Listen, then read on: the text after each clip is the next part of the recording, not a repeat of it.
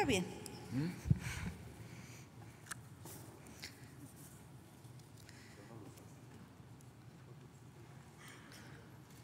Señor presidente de la Cámara de Diputados, señor presidente de la Cámara de Senadores, legisladores de la Comisión Permanente, ciudadanos que nos acompañan el día de hoy, amigos de la prensa. Tengo el honor de presentarme ante ustedes para dar un informe de la participación de la Secretaría de Economía en la negociación reciente en los Estados Unidos. En primer lugar, creo que conviene mostrar brevemente que mantenemos una relación compleja y cotidiana con los Estados Unidos. Todos los días, en distintos ámbitos de nuestra relación, se entablan negociaciones de todo orden y todos los días logramos acuerdos, logramos avances en los objetivos que nos trazamos en esta relación. México, para construir estos acuerdos y estos logros, enfatiza construye cotidianamente una negociación a partir de órdenes institucionales. Y esto nos lleva a que esta interacción cotidiana tenga más o menos reflectores. Sin embargo, el tema que nos ocupa hoy tiene una naturaleza distinta y es por eso que no venimos todos los días a explicar los acuerdos que se alcanzan en un amplio rango de negociaciones. Lo que hoy nos ocupa es algo que deviene de una situación peculiar. Y ahí, entonces, permítanme también hacer una pequeña exposición de lo que hacemos en la Secretaría de Economía en estos ámbitos de actuación, de negociación. Por sus atribuciones de ley, pero también por la dinámica de la economía mexicana, que es una economía abierta, conectada con el mundo, integrada globalmente, comercialmente, productivamente. Nuestra Secretaría, la Secretaría de Economía, sostiene relaciones intensas con el sector privado nacional, con el sector privado externo, con organismos, cámaras de representaciones del sector privado, con organismos multilaterales y con autoridades de los gobiernos, de prácticamente todos los gobiernos del mundo. Estados Unidos no es la excepción. Por nuestra intensa integración comercial, mantenemos entonces desde la Secretaría de Economía un intercambio diario, diría yo, por cuestiones comerciales, aduaneras, por cuestiones financieras, en esta relación con el sector público, privado y con los organismos multilaterales. Y es importante decirlo porque México tiene una característica excepcional. Y esta característica excepcional es que es un país, una economía emergente, exportadora de manufactura. Y sí voy a llegar al tema, pero sí necesito este contexto. Es un país exportador de manufactura. Del total de exportaciones que vendemos en los Estados Unidos, el 7.8% son exportaciones agropecuarias, el 0.9% extractivas y el 91.3% manufactureras. Esto, además de que nos coloca en este muy peculiar espacio de un país exportador de manufactura, también tiene otra característica, que la mayor parte de estas exportaciones se hacen a nivel son lo que llamamos exportaciones intrafirma. Se hacen entre una empresa y otra empresa. No se ofrecen de una empresa al mercado norteamericano, sino se hace de una filial norteamericana en México a la matriz o a otra filial en Estados Unidos. Esto entonces nos caracteriza al comercio de exportación con ciertos puntos importantes y que nos explican cómo fue que participamos en la negociación de hace 10 días. Estábamos en este recinto entregando el texto del TEMEC para la aprobación del Senado y dejamos los celulares afuera. En minutos en que estábamos escuchando los posicionamientos de las distintas fracciones en este recinto, fue que apareció un tuit del presidente Trump y posteriormente una notificación de Casa Blanca donde se anunciaba una entrada, una imposición de aranceles a partir del 10 de junio como medida que se aplicaba por el aumento de la llegada de migrantes, sobre todo centroamericanos, a la frontera sur de los Estados Unidos. Cabe aquí decir que para esa medida se respaldó en una ley de emergencia económica, conocida como la IEPA. Esa ley se ha aplicado, entre otros países, a Irán, Siria, Libia, Irak, Somalia. Y se ha aplicado en momentos donde a esos países se les denomina enemigos de los Estados Unidos. Cuando nosotros nos enteramos que era esta la base de la imposición de aranceles, en la Secretaría de Economía sabíamos que contábamos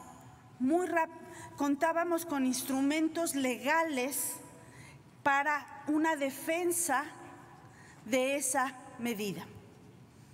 Y contábamos con esos instrumentos legales porque, lejos de ser enemigos de los Estados Unidos, somos sus socios. Y somos sus socios estratégicos.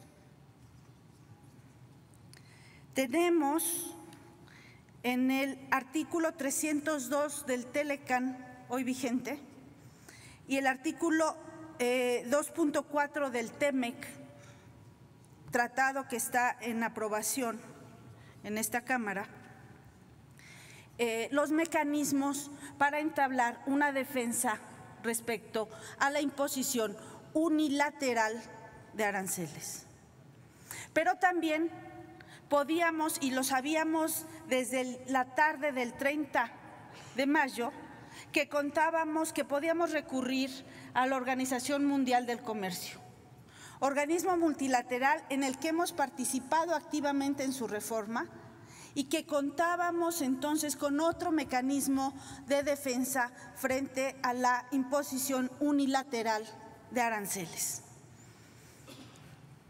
Además de estos dos mecanismos de defensa, que hay que decirlo, son lentos, no son tan expeditos como uno quisiera y no pueden frenar en menos de 10 días una medida, una amenaza de una imposición de aranceles de esta naturaleza. Empezamos también a trabajar en otros otro tipo de mecanismos como es los mecanismos de solución de diferencias entre estados dentro del Telecán, que es el capítulo 20 o el capítulo 31 del TEMEC, pero también empezamos a trabajar en una lista de retaliación, una lista que nos permitía responder con medidas arancelarias esa imposición del 5% primero, 10% después y así hasta un 25% de aranceles. Comenzamos a trabajar en esa lista de aranceles y al mismo tiempo prepararnos para una negociación que no queríamos en ningún momento, y nunca lo planteamos así, no queríamos que fuera de aranceles. No estábamos discutiendo aranceles. No estábamos discutiendo si entre dos socios que tienen vigente un tratado de libre comercio iba a haber aranceles. Y tenemos un antecedente previo muy cercano, que es la imposición de aranceles bajo otra ley, la 232, para el caso de acero y aluminio, y que habíamos tenido una resolución favorable a principios de mayo, donde Canadá y México lograron que los aranceles que se impusieron a acero y aluminio fueran retirados. Y nosotros habíamos también aplicado ahí medidas de retaliación y habíamos llevado nuestros casos a OMC y nuestros casos a Telecán. Entonces sabíamos que teníamos nosotros esos instrumentos y llegamos a Washington convencidos que la discusión no era una discusión de aranceles, pero teníamos que estar cercano a esa negociación, teníamos que estarlo cercano. ¿Por qué? Porque teníamos que estar preparados y teníamos que mostrar que estábamos preparados. Y para ello entonces se organizaron como parte de la agenda general, agenda para la Secretaría de Economía, y tuve la oportunidad de reunirme con autoridades del gobierno de Estados Unidos, del Congreso, think tanks o grupos de investigación, asociaciones del sector privado, nacional y de los Estados Unidos.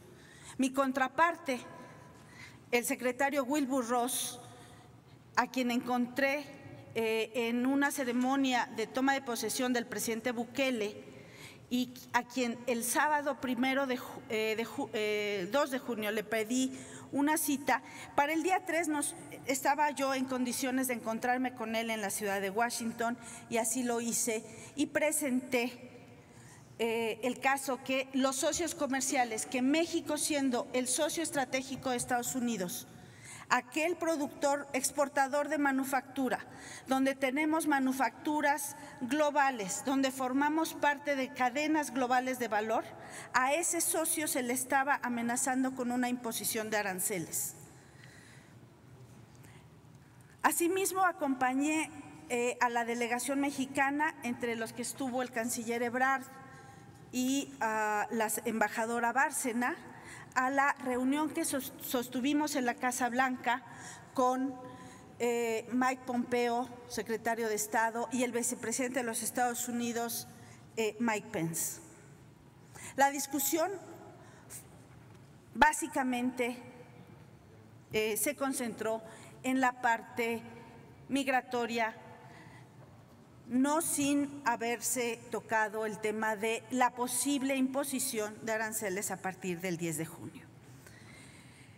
En el Congreso, ya se dijo aquí, también hubo una reunión con la presidenta de la Cámara de Representantes, Nancy Pelosi, con Chuck Grassley, presidente del Comité de Finanzas del Senado. Entre los muchos organismos con los que nos reunimos estuvo digamos el Peterson Institute, el programa de América Latina del Instituto de la Empresa norteamericana. Nos reunimos con la US Chamber of Commerce, que fue muy activa en su relación con el Consejo Coordinador Empresarial. Y aquí quiero regresar a la manera en cómo estamos integradas estas dos economías. Nuestra integración ha pasado de ser una integración comercial a ser una integración productiva. Los organismos empresariales de ambos lados de la frontera coincidieron en apoyar la postura mexicana de no mezclar migración y aranceles. Y así lo manifestaron en cartas a los congresistas, en manifestaciones públicas, en entrevistas, e inclusive se firmó una carta por los últimos 5 embajadores de Estados Unidos en México en contra de la medida. Todo esto llevó que la dinámica de la negociación se fue cerrando al tema migratorio, de manera que a partir del jueves, de la tarde del jueves, la delegación mexicana tomó la decisión que para continuar este trabajo de negociación, de acercamiento, de apertura de vínculos, asistiera yo a la cumbre de alcaldes de América del Norte que se estaba celebrando en Los Cabos, en Baja California Sur. Ahí tuve la oportunidad entonces de interactuar con alcaldes de los Estados Unidos, de Canadá y de México para presentar nuestra postura frente a la medida que había anunciado el presidente Donald Trump. Estuve en Los Cabos siguiendo la negociación de Washington, me encontré ahí con el presidente de la República, comentamos los avances y tuve una participación en más de 3 sesiones justamente para que estos vínculos que establecemos de manera cotidiana continuaran. Fue en Los Cabos que estuve pendiente de del fin de las negociaciones el viernes pasado. No obstante, quiero decirles que en la Secretaría de Economía no hemos dejado de trabajar, lo hacemos todos los días en el sentido de estar preparados. Desde diciembre pasado anunciamos que uno de nuestros pilares era la diversificación comercial, que hoy más que nunca tiene sentido. Hoy más que nunca tenemos que abrir otros espacios para nuestras exportaciones en mercados fuera de la región de América del Norte. Pero también tenemos que defender la integración económica y productiva de América del Norte, porque esta es una de las regiones más productivas del planeta que generan empleos en México y que tenemos mucho que aportar con una planta exportadora que servirá para profundizar nuestras políticas de apoyo al mercado interno. Con esto quiero terminar y me dará gusto responder sus preguntas. Muchas gracias.